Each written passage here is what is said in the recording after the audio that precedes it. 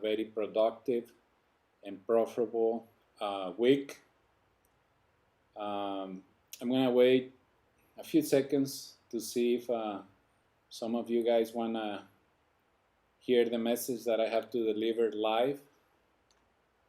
Meanwhile, I'm gonna share this live in a couple of pages.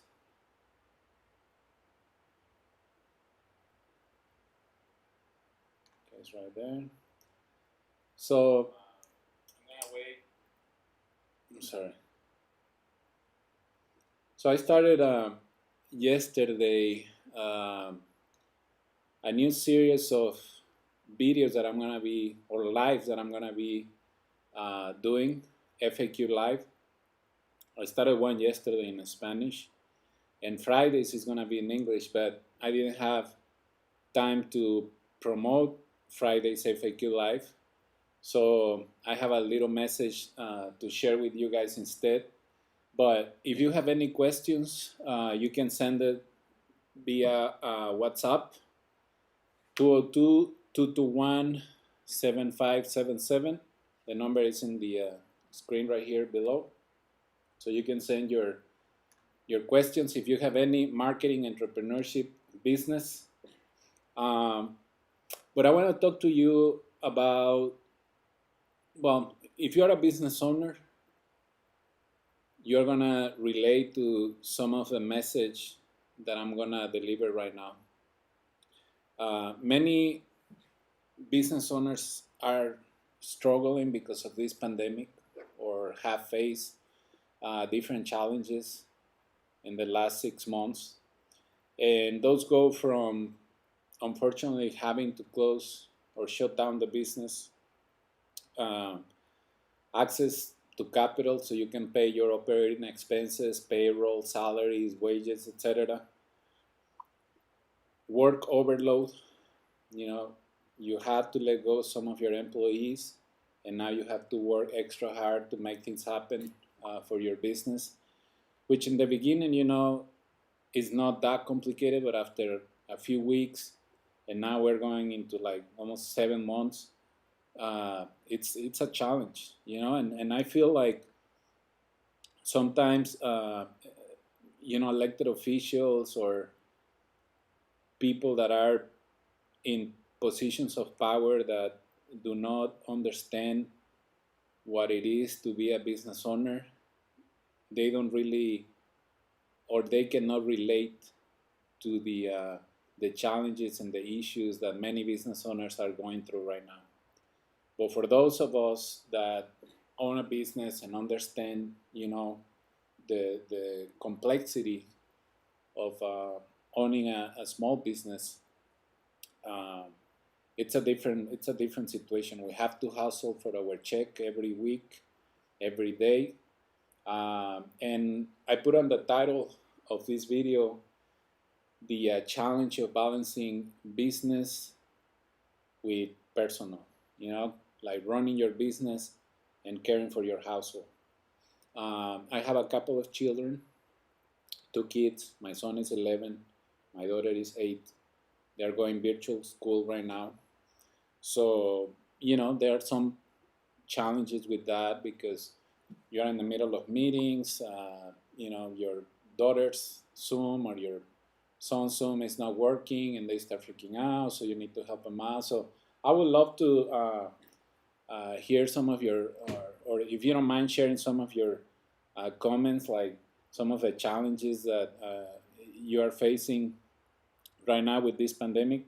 I would love to get some of them through the comments, or send me a WhatsApp, 202-221-7577.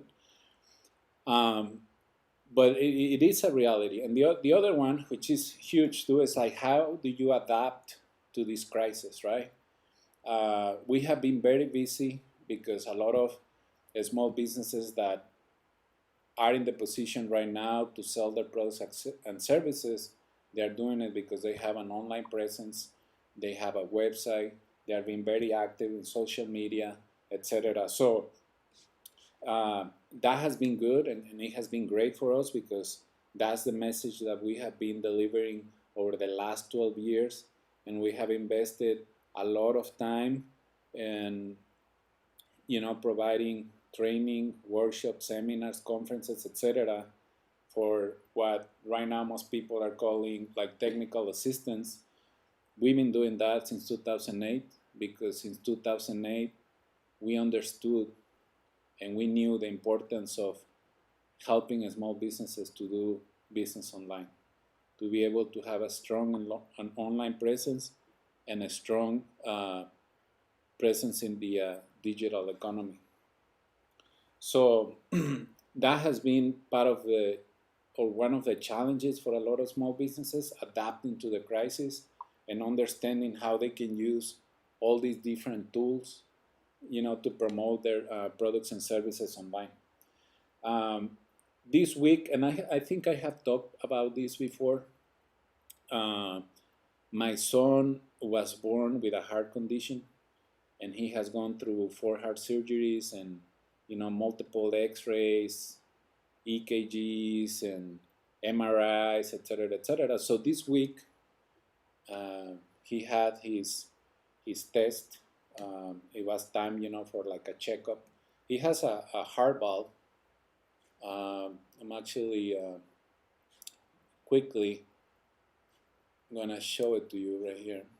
That's a document. So that's my son's heart valve right there, and you can see, his heart. I have another video that I didn't want to show it, but you can see the heart valve, the melody valve working on his heart, pumping blood, etc. Because my son was born without the pulmonary artery, and so basically his heart was not able to convert blood into oxygen, and he was in intensive care, for almost 4 weeks, 4 heart surgeries. He's doing better now, but this week, he got his results, and we had like a little step back to where we're going. And the reason why I'm sharing this story with you is like, I was thinking about it like yesterday, like the way that my wife and I see this situation. We have been always extremely positive, even when he was like debating between life and death at the NICU. Um, picture this for a minute. Like when he was born, I was inside the surgery room, and my son was basically like half dead, right? So it was like a very shocking moment for me. And after that, I changed in so many different ways that I could probably spend a couple of hours talking about that right now. But basically, it made me more in tune with those, or make me feel more connected with those things that are extremely important to me, professionally and personally. But I was thinking yesterday, after we got those news that, like, my wife and I, we did everything, like to have a very like healthy pregnancy and stuff. And he was born with this heart condition that we didn't know anything about it. So it kind of like reminded me, when you're starting a business, you put all your effort to start your business, right? You do your market research, you get the money, you start getting the licenses, then you start getting hiccups with the city because they are not approving permits, etc. So it's like, in life, when things don't go the way they're supposed to go, you always try to find solutions, right? Like in this pandemic, we're trying to be creative, stay in business, stay proactive, keep our employees with their jobs and their benefits and everything.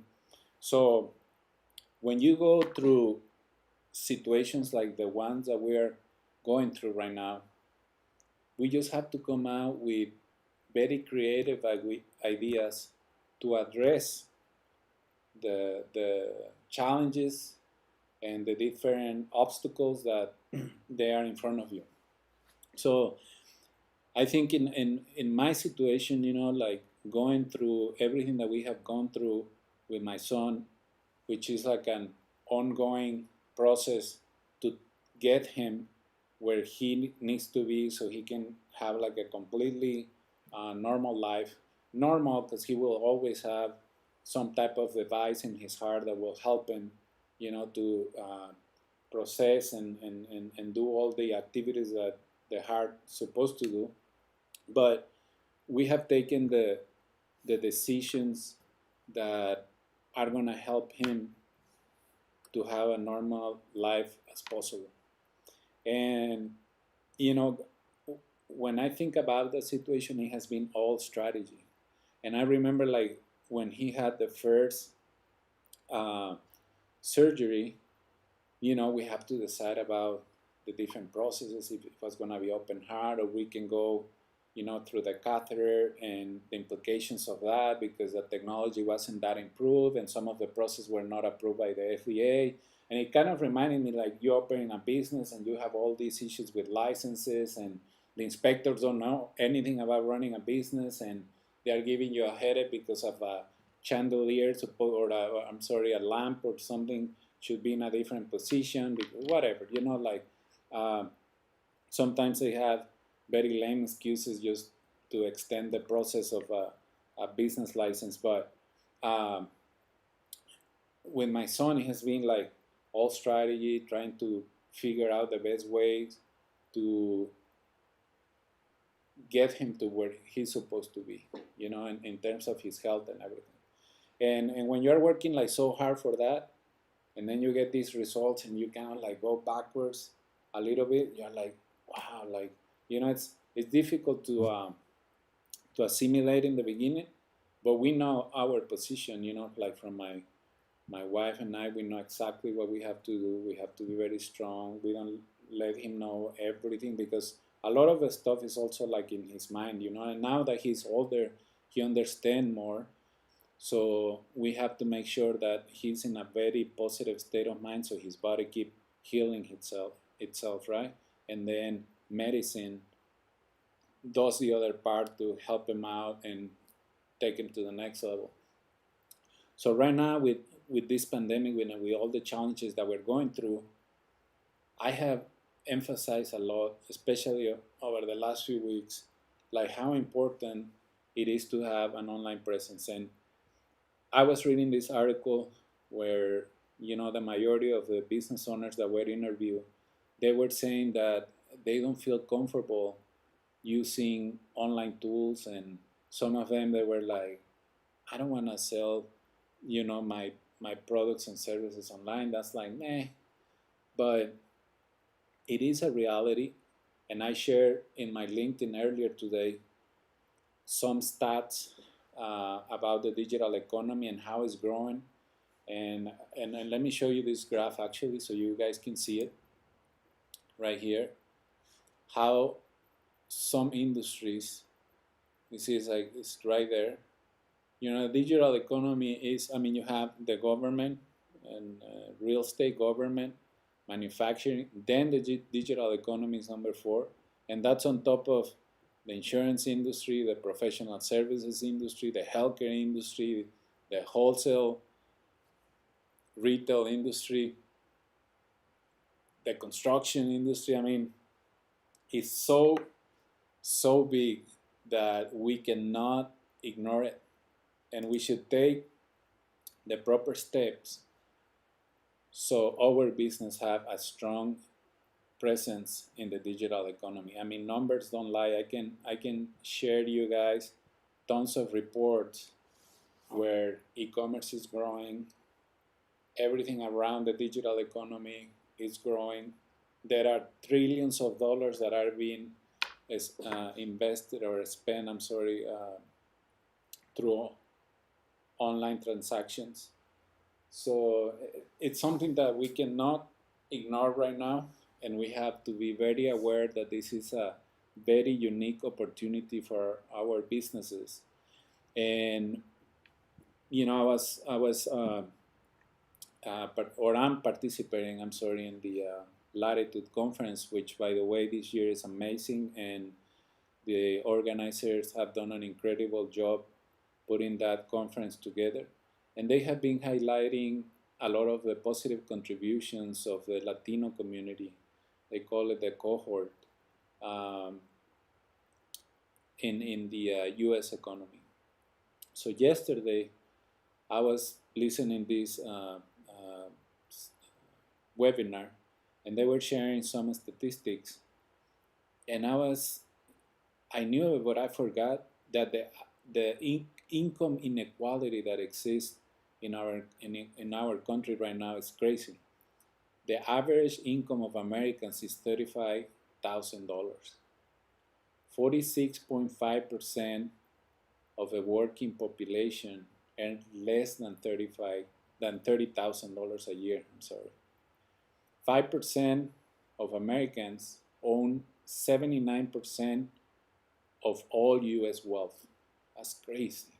It's a, I mean, it's wealth in America is concentrated in a very small percentage, and it has nothing to do with them. It's just it has more to do with us and our ability to generate more wealth. Out of 159 countries, the U.S. ranks 108 for the widest gap between rich and poor. So, there are many different ideas and proposals on how can this change. And I'll give you mine, and this is something that I've been talking about a lot lately. We can do it through digital entrepreneurship. If there are more than 5 million, they say yesterday that there are more than 5 million Latino businesses in the US who contribute $2.3 trillion to the GDP. The reality is that the majority of those 5 million Latino businesses, just to give you some stats in regards to the minority-owned business community, they make less than $100,000. I would say like 70% of those 5 million make less than $100,000. So how can we change that? And one way of changing that is if we help them to start creating a hybrid business model for their businesses. And by hybrid, I mean keep doing what you've been doing all these years, because you're still in business, so you offer a good product or service. But now you have to integrate, you have to incorporate a digital strategy behind it. So you can sell your products and services to different markets across the world, not just in the US, across the world, if it makes sense for your business to do so. So that's the mission that I have right now, and that's what I'm working for right now. It's a priority for me, is to help as many small businesses as I can to start selling their products and services online. Because if we help American businesses to have a stronger presence in the digital economy, I think that because of the infrastructure, the know-how, our values, our culture, everything that we have, it can help us to position the US as the number one e-commerce or digital economy in the world, which we are not right now. I believe it's China, based on some of the numbers that they have, and Alibaba, etc., bigger than Amazon, etc. We have a very unique opportunity, especially now that more small businesses are getting into the digital economy, and that there are more organizations talking about the importance of being online, that we have more access to resources to support small businesses that are interested in having a strong digital presence.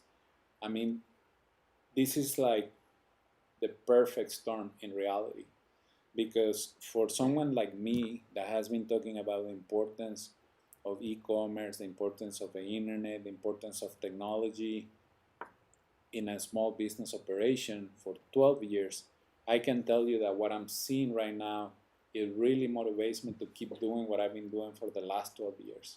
And keep communicating the message that I've been communicating for the last 12 years, which is we must have a strong online presence. And if that's something that is going to help us to, like right now, to run our business easier, and then also care for our household, which it was the original topic of this video, I think it will. And my wife and I had experienced that. Right now she's running her business online. I'm running most of the operation online, and we have had the opportunity to spend more time with our children. And right now that they're going to virtual school, we can help them out, with their learning process. So I live what I speak on a daily basis. This is not just a guy with a paycheck saying like, "Oh, you're supposed to do this and that." No, it's like I have some of the same struggles that a lot of you have. I go through the same learning process that a lot of you guys have.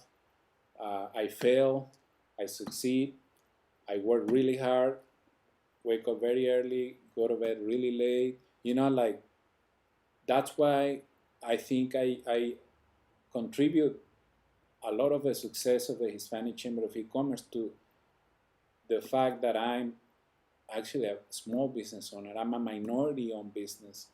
I go through the same stuff that a lot of you go through, and I understand it. It's not like I'm just like, oh, the president and gets a paycheck and stuff. It's like, no, I go through a lot of the same challenges that you guys go through, and that's why I'm so connected to the reality of the small business community, because I breathe, I live this every day.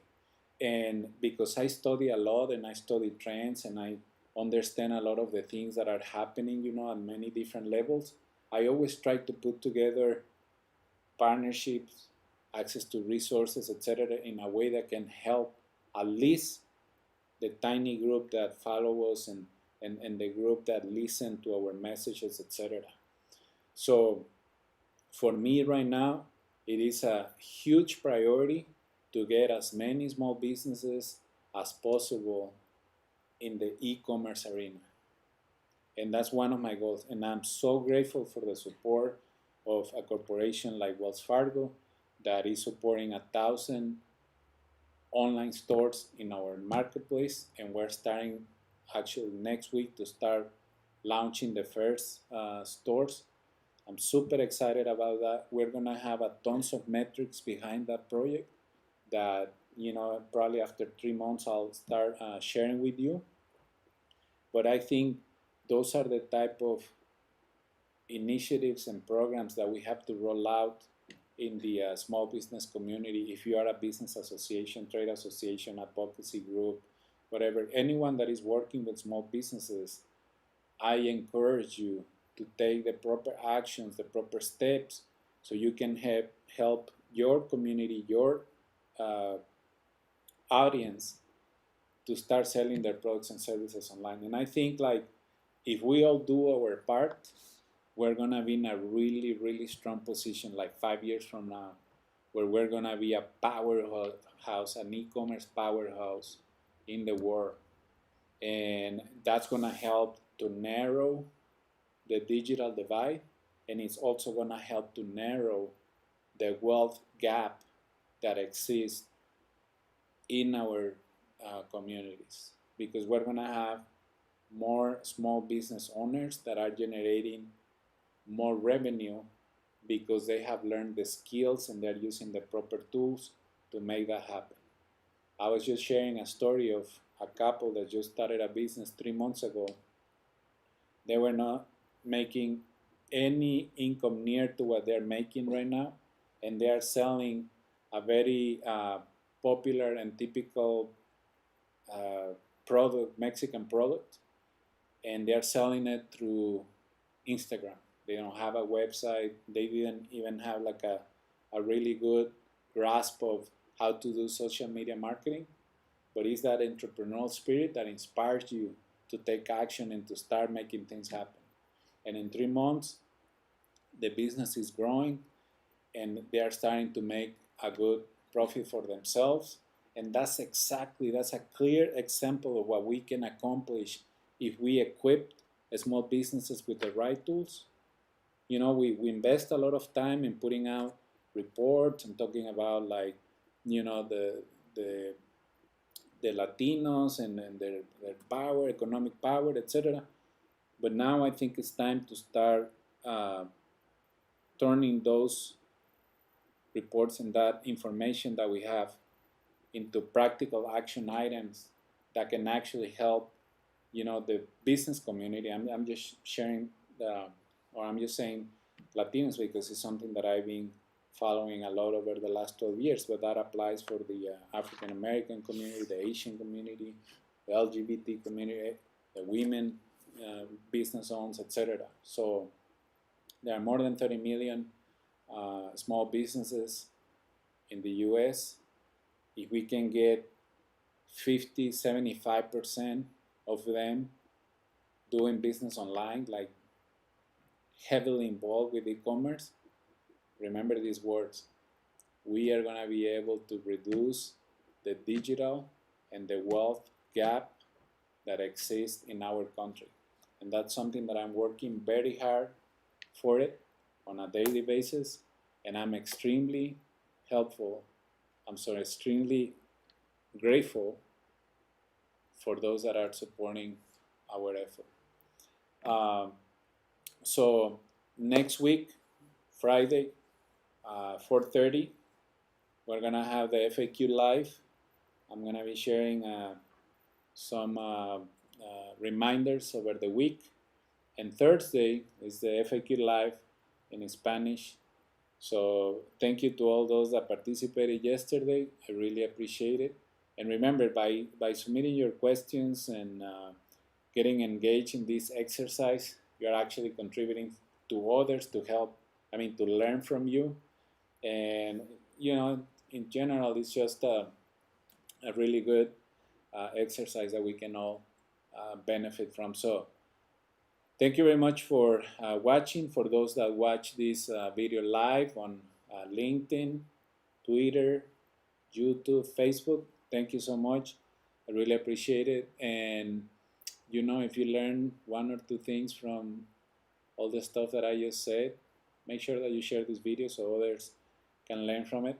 I'm very grateful to all those that have been sharing our content over the last 2 weeks. That I have been a little more active with this.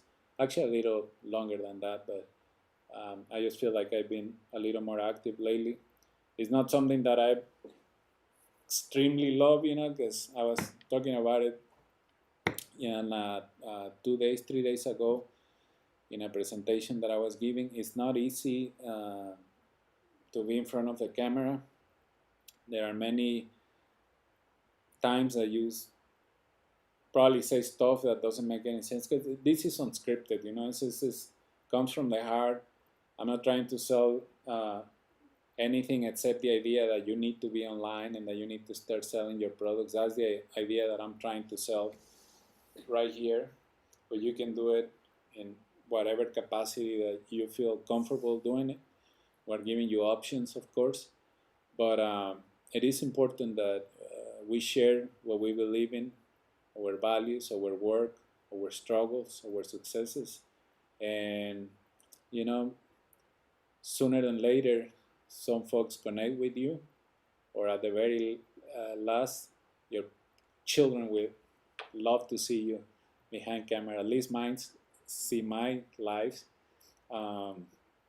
My son surprised me the other day. He's like, "Oh, Daddy, I hear you talking about this and that, and what does that mean?" I was like, "When? What? Where?